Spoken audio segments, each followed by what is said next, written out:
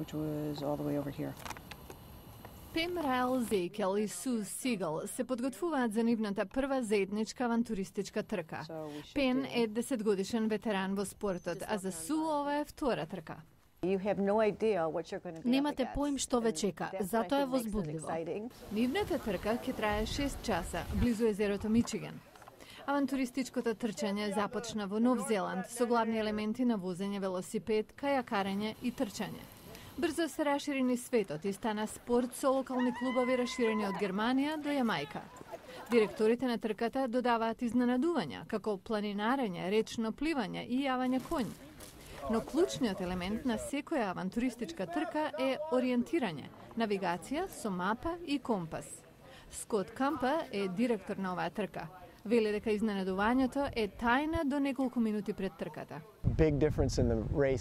Големата разлика со други трки е во тоа што нема претходно трасиран курс. Тркачите сами го наоѓаат патот со компас, мапа и сопствена способност за ориентирање за да стигне до целта. Оваа трка започнува со кусо трчање низ шума.